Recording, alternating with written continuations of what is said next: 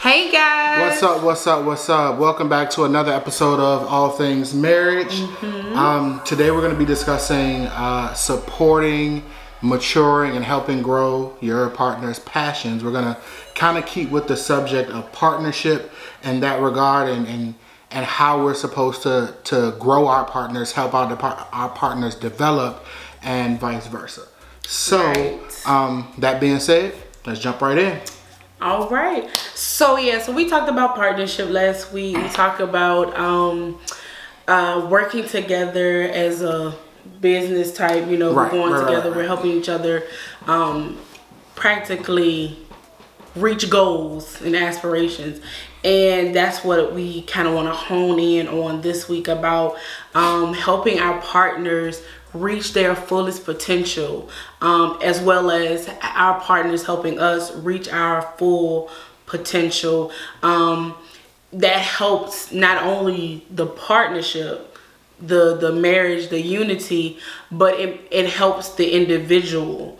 And sometimes we can get wrapped up in our own thing that we forget that our partner has their own goals and aspirations as well that they need and want to achieve. So we have to always remember that even though we're planning to achieve a goal or to obtain a thing, that we also have to make sure we're putting that same effort in to our partners. Right. And that being said, that's not to say that, your goals and things don't matter. Like you put all your energy and effort into building your partner, right? But it is to say that your partner's goals, your partner's dreams and aspirations are just as important as your own. We're not promoting, or we're not suggesting that you lose yourself in the relationship trying to push the other person. It's actually the opposite. Understanding that in order for the relationship to grow, you both have to grow individually, and doing what it takes to make sure you're growing and your partner is growing together, not separately. Right. And so for that, let's talk about identifying what your passions are, what your individual passions are, right? How do we identify that, and what does that look like in terms of identifying it with your partner? Right. So let's tackle that one. Well, I guess I'll just go with an example. Like for us, one of the personal goals for me was going back to school. Didn't really know what I wanted to go back to school for. Kind of felt like a little midlife crisis type of, panic of, I need to go back to school. I want to go back to school, but what am I going back to school for? Right. And we had that conversation. We've had that conversation a couple times, but I know last year it was okay. Derek came to me and was just like, you need to go back to school. Now's the time. You're not working. We're doing X, Y, and Z. It's time to go back. We had some personal conversations about something a project that I had, started. And he was just like, well, it would probably be best if you did X, Y, and Z in school, going back to school for marriage and family, which I'm now enrolled. And it was like, I want to go ahead and do this though. Like I've already started. But it was listening to his advice that was just like, yeah, it makes more sense to do the school part first to get the credentials and then do the project that I was, I was working on. So in that example, my partner helped me to realize a personal goal that I wanted, and he helped promote me to motivate and encourage me to do this thing, as well as to kind of focus me on, okay, you want to go back to school, you're doing this project that connects to marriage and family. Why not focus more on going in that route? So that's an example of, setting goals and realizing your goals, and yourself as well as your partner pushing you to achieve that goal. Right. So I would say, like, looking at that and kind of taking that example, it's kind of like you have to, biblical term, you have to have a little bit of discernment, right? You have to be able to see and recognize the potential in your partner, right? Mm-hmm. Recognize the potential in yourself and see whether it's based on your conversations or just like you just kind of know this about that person. But find and identify, kind of see what it is your partner enjoys, what brings them, what interests them, what brings them that sense of joy and happiness, right, outside of just, oh, we together, we hanging out, right? What like intrinsically makes them tick. And then, and on top of that, seeing the hobbies and the pastimes and what do you do in your spare time? What do you do to get in the zone or to relax? And then setting yourselves up in ways that can capitalize on those things. Yeah. For example, again, I similar to the going back to school thing, I used to be big into art. You know, I used to paint, I used to do sculpting, drawing all the time, like arts of all sorts. I was into music and all these things. And one of the things that she really pushes me in is just like, okay, well, you haven't painted in a while. Work on a new painting. Like, it honestly doesn't even matter if you finish, work on a painting, because that's something that you do enjoy doing, but you don't get a chance to all the time, or you don't make time to all the time. So take some time this weekend and paint. And it's not always about pushing a career forward. Sometimes it's about just relaxing, taking a step back or enjoying time with each other. And it's not always, and also it's not always, oh, I like art, so we're gonna paint. Right. I like music, so we're gonna sing, or we're gonna play this song, or I like football, so we're gonna watch the game or go to a game. Sometimes it's, I'm not big into football, but I understand that you enjoy it. So yeah, sure, we'll sit down and watch the game. Help me.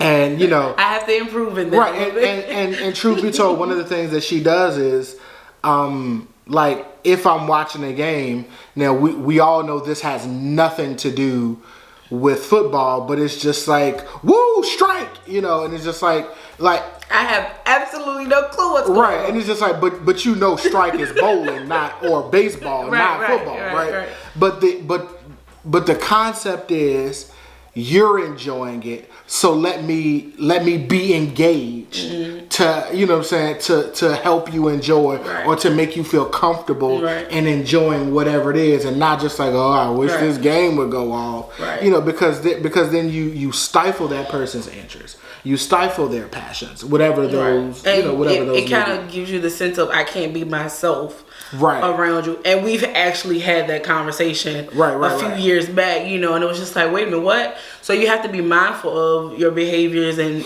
what you say, because it can, like you said, stifle your partner's creativity, their desire, their passion. So I definitely agree with that. And so and again, like I said, with the art thing, she definitely really pushed me towards that, and I like to think of it in this way, and I know this rule doesn't necessarily apply when it comes to promoting or pushing each other's passions, but I kind of look at it in terms of the 80-20 rule. Okay.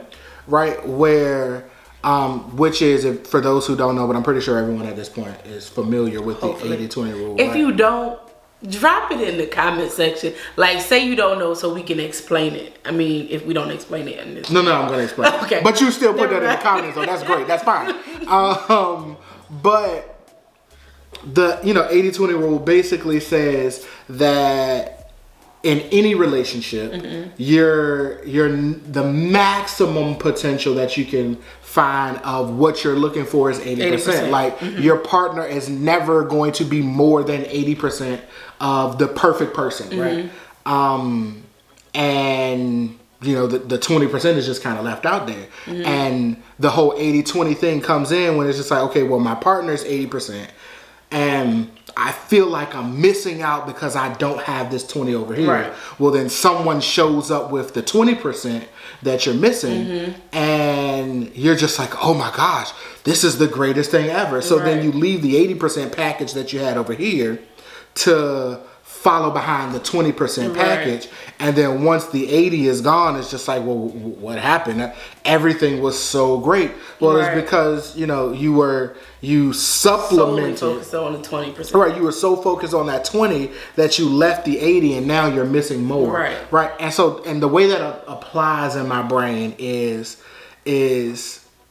when it comes to building each other's passions and building each other up, you understand that you're not gonna be the full 100. You at max you can hit 80, right? Or at max your partner. That does not mean that you shouldn't try to get. But that's the thing. That's the thing. It's like, okay, maybe you're not gonna make the extra 20. You're gonna stop at 80, but make that 20 a hard 20, right? And so in the example of the football thing, it's just like, well, yeah, sure, it'd be great to have a wife that loves football and we have the same favorite team and we're sitting here on Sundays yelling at the TV, you know, whatever. Sure, that'd be great. But but that's not your thing. So then you say, okay, well, I mean, I don't enjoy football, but I can sit here and while you're watching the game, you know, yell out my strikes and home runs. And stay engaged, you know what I'm saying, and be engaged, even though that's not your thing. And maybe not all the time, but you know, some of the time. And then when the 20 rolls around, and it's just like, oh, you like the Steelers? I like the Steelers too. It's just like, oh, okay, because that 20 is a hard sale now. You see what I'm saying? And so, and that's how I look at the whole passions thing. And to flip it, you know, you like the singing, dancing, whatever. That's not my thing. Right. But to make that a hard sale, I understand that you love music. You love to sing like all day, every day. Yeah. It's an easy sale on the 20. Right. If I'm just like, oh my gosh, every time song comes up. But like, it becomes a hard sale for somebody else to swoop in, and it may not necessarily be like a sexual interest, right? But it makes it a hard sale on that 20 for someone to come in and be like, oh, we can sing together all day. If when you bust out in the song, I come in, I hear you singing, and occasionally like join in with the sing. You know what I'm saying? And I like, really try to catch him on camera, guys. It's not gonna happen. It's not gonna happen. But you know, that's the idea. It's just like engage and join in and push and nurture those passions. Because honestly, at the end of the day, and it's not just about, you know, someone stepping in and ruining the relationship, but it's about building that bond, building that connection, attempting to build that connection and again make you feel comfortable in your passion, whether it's a financial passion, whether it's a leisurely passion, whatever the case may be, just building and nurturing the other person. Right, because I think honestly one of the foundations of, you know, the partnership aspect is not necessarily that we enjoy the same things. I genuinely enjoy you being excited about the thing. Yeah. So I want to take you to a football game. You know what I'm saying? So it's not, I may be bored out of my mind watching this game, but to see his excitement is what I'm desiring. You know what I'm saying? So to see his excitement when he's painting or when he has an idea of a painting. You know what I'm saying? So yeah. I think that's the foundation. Hashtag, you know, my pain in the back I'm still working on. But and I don't know if I'm making this up or if I heard it somewhere. I really don't know. Because he makes up stuff. I do make up stuff sometimes. He's a creator. Whatever. But I like to think of it in terms of we don't have things in common. We make common. You know what I'm saying? Like, we don't have these things in common with each other. We make things in common. Yeah. You know what I mean? So, yeah, again, you may not like football, but the way we do football is an us thing. That's something that we have in common. Right. You know, the way we do music, the way we do art, the way we do, you know, fun activities is what we have in common. And other people may not be able to always take part in that. And sometimes they can. Yeah. But it's again about finding or making our commonality. Right. Because an example would be like, you like the arts. I mean, I like arts too. Like, I like photography. We like photography together. But side note, we got to start shooting more. We do. You know, if y'all need some shots done, hit us up. But it's like you enjoy the painting. I can paint, you know, stuff like and when I say paint stuff, I can put the paint on the canvas. But we did a paint night. You know what I'm saying? Right. And it was just us two. And got a picture of some horses. Mine looked like foxes or donkeys. Mine didn't look like horses. His looked like horses. But it was it was dope though. It was and I forget what movie we watched while we were I don't even know. Right. I know. We was watching a movie while we were doing it, sitting in the floor. It was an intimate moment of me indulging in something that he enjoys, and we're doing it our way. Right. And I mean, a lot of people do the whole paint nights, but that was a example of, you know, doing it our way. Right. You know. So yeah, I mean, it's not too much from that angle in my mind to really kind of like deep dive in, but but for me, again, it's really about, like I said, and I'm gonna keep saying that because I feel like it's kind of dope. We don't have things in common. We make things in common. Yeah. I'm a hashtag. Hashtag that for real. But yeah. Okay. You know. I think one of the things that I would ask you, from male perspective, biblically based aspect. Okay. When we talk about partnerships, I think some people may have challenges because the husband is the head of the woman. How is she then his partner? I see. This is my serious moment. He's doing too much. Well, and we briefly discussed this. We did. On last week. Yes, God did in fact design man to be the head of the woman. Okay. And I'm trying to say this appropriately and say this biblically sound, you know, chronologically in order, like you know, the late Bishop Suggs, God rest his soul, awesome man of God, like late Bishop Suggs used to say all the time, chronologically in order and rightly divided. And so again, understanding that the order or the instruction that the man was to be the head of the woman, over top of the woman, and she was to be essentially submitted to or subservient to the man, came after the fall of Adam and Eve, right? From a biblical standpoint, came after the fall of Adam and Eve. But the initial instruction, the initial design was, let us make man in our image and let them have dominion. Right. Let us make mankind to look like us, be like us, perform like us, behave as myself, God, and all of my infinite wisdoms and all of my beings and all of my personas coupled into one, as a creator, as a leader, as an instructor, as a nurturer. All of these different personas that I am and that I have and that exist within me, I'm going to make man, or we, the collective of me, is going to make man to operate and function that way, to make mankind function that way. And when I do that, I'm going to create them to have dominion, meaning partnership. Okay. Rulership through partnership, right? Or dominion through unity is the thing. And so the design of man and woman was to be partnered from the beginning.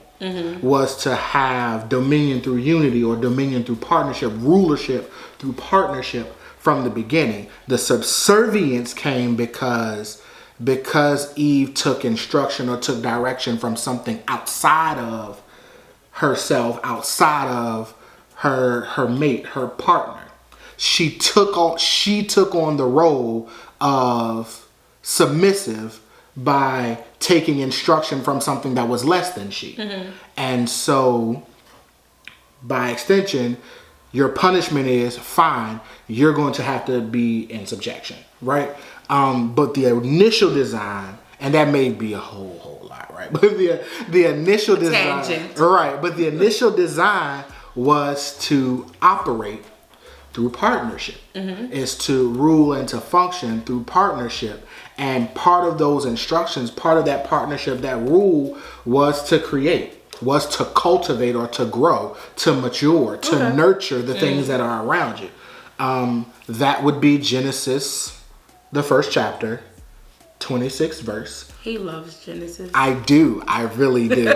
And Genesis, the second chapter, you can study that on your own time if you so desire. But that was the initial call, right, to rule together and to nurture and cultivate and grow and mature, to create around you, to take that which was there and make it better. Okay. Right. And so that was always the goal. That was always the intent. And so that's part of our job with each other. We're supposed to take these individual pieces that we have, nurture them, grow them, and mature them and make them better so that we can rule, right? Okay. As a team, as a unit. Okay. All right. So what do you say to someone who was just in their relationship and they don't feel like it's a partnership? How do you think... How do you think that we can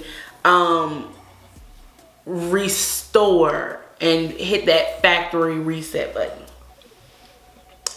Okay. It's kind of a difficult question. It is. But I would say first and foremost, the Bible says that examine yourself. Michael Jackson says, I'm starting with the man in the mirror, right? But at the end of the day, it's take inventory on your own self. You know, is do some real deep analytics on yourself, analyze, self-reflect. What is it that I'm bringing into the relationship? Because a lot of times, we like to cast reflections and shoot blame to others, right? But I believe if there is a problem in the relationship, oftentimes the problem starts with you. Whichever you are, it starts with you, right? It starts and ends with you, I would say. Right. Because it's all about what you can and cannot do. Right. So yeah, I believe it starts with you, right? And so we take personal inventory and we look and say, okay, this doesn't feel like a partnership. Am I being a partner? If so, what aspects of partnership am I displaying? Am I showing? Am I portraying? And maybe I am being a good partner for me. But am I being a good partner for my partner? What type of partnership does my partner need, and am I fulfilling it in the way that they need it and they desire? Right. Am I submitting the things that they require? You know what I'm saying? Because I may be being a great partner the way that they need it and yada yada yada, but I'm not providing what they need. I heard an example one time, and it was like if you may be the world's greatest carpenter, right? And you may have this beautiful, pristine table, fully crafted, you know, hand carved, just an amazing piece of work. Mm-hmm. And I need a table leg. And so you come to me with this amazing table trying to sell me on this table. You just need a whole new table. And I just need a leg. I just need the leg. You're a great carpenter. The table that you have is amazing, but it does not fit my need. Right. And so I'm not gonna buy from you. Now you may be capable of making the leg that I require. But if you're trying to sell me on table, yeah, you just still trying to give me this table. I'm like, that doesn't fit my need. Yeah. You know what I'm saying? Or even worse, you're trying to sell me on this table and I need a bed. Yeah. You know, you're trying to it doesn't work. Fit the need at all. It doesn't fit the need at all. And so you're not listening to what I'm saying I need. And so the first step for me to answer that question of if your partnership doesn't feel like a partnership is analyze yourself and identify, am I bringing what my partner needs, and am I displaying it or presenting it in such a way that they can receive it? Right. And then once and honestly, if you can answer that question, I'm pretty sure that solves a lot of your problems, right? And then once you get to that point, you get to the point where like you can check yes on all of those, you know, on everything involved in there. Then you can start saying, is my partner bringing to the table what I need? Is my partner presenting it in a way that I can receive it? Right.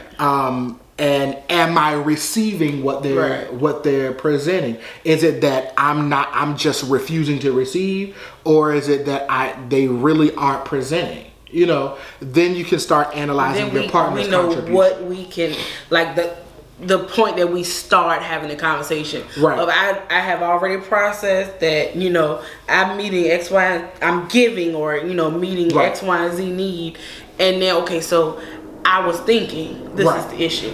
But also, don't try to come to the table with all the answers. No, like definitely not. When you realize that it's not working, definitely do your self-analytics, but also have those conversations on the front end like, hey, this doesn't feel like a partnership. Yeah. I'm trying to figure out, because part of that self-analyzing is not you just deciding on your own what the issue is, but talking to your partner, hey, you know, I'm feeling there's a disconnect here. What is it that you're not getting from me? What is it that you're expecting out of me? And working through those things together as a unit, because we can also turn our partners off and close the door on partnership if I come to the partnership and I have all the answers and I'm telling you how to solve this, you know, how to fix our relationship. I'm telling you how to make it better. What you need to do, what you can't do. Right. Yeah. That's a whole nother issue. And that also closes off partnership, right? Yeah. Because if you're going to do whatever you want to do, regardless of what I say or what I feel, then what's the point? Let me just go ahead and do whatever I want to do. Yeah. Like go ahead and be in your relationship by yourself, you know. Yeah. I'm a head out. That causes a lot of friction. It usually ends to bigger issues. Yep. Or either just I can't deal with it anymore. I'm out the door. Yeah. So if we can, you know, work on partnership, I think it would help a lot of relationships become better, more successful. Because when we're in a partnership, we're not just about what can I get out of this situation. Right. It's what you bring to the table, what I can bring to the table in order to make this thing work. Yeah, and this definitely took a whole left turn from the whole building each other's passions thing. It did, but that's okay. Yeah, it happens, right? But but they all go together. Yeah, in that regard and in that vein of thought, it's part of that is the communication and hey, you know, hey love, I'm sorry, but you know, I feel like we only do things that you like. You know, I feel like, you know, you really love the theater and the this and the that, and so we go to plays all the time. We go to this, we go to that, and da da da. And I just wanna Go bowling. go bowling. Yeah. I just want to go bowling. Can we bowl? You know, part of that is that, and being one, bold enough and brave enough without being offensive to say that, to make that statement, and then being humble enough and submissive enough to receive and say, okay, I acknowledge and I accept and I understand that we've been doing a lot of the things that I like. So let me switch up and do something that, you know, let's switch up and do something that you like. You know, I understand that we watch a lot of stressful television, so maybe we can play Dungeons and Dragons every once in a while. Since that's what shots fired, guys. No, it wasn't. I mean, it's just an example. We like examples. Derek says, I watch a lot of stressful shows. Like every show I watch, he feels as though it's stressful. Everything is like Law and Order, Criminal Justice. I don't watch Law and Order. NCSI, I used to, but I don't anymore. Emergency calls. Like, I'm dying, my leg fell off, I'm falling off of a building. I'm just like, yo, let's look at Family Guy. You know, I like Family Guy, but Family Guy didn't have enough drama. No one's dying in Family Guy. You know, actually, they don't die permanently. People die in Family Guy. But yeah, you know, like she likes the I call them stressful shows because it's just like, you know, it got you on edge all the time. You know, it's crazy. I think because I am a counselor and I haven't counseled in so long. Call it what you wanna. I call them how I see it. You know, I'm used to a level of stress that, you know. Anywho, that's gonna be it for today, guys. As always, like, comment, and share. And if you're new to the channel, subscribe. Let us know in the comment section what you think about partnership and building each other's passions. What you think about solving the issue of partnership and growing the partnership. And catch us next week. Catch us on Instagram. Yeah, that too. Facebook. You know, just follow us, guys. Wherever you see us, follow us. And we'll catch you guys next week. All right, bye. Deuces. Now you gotta kiss me.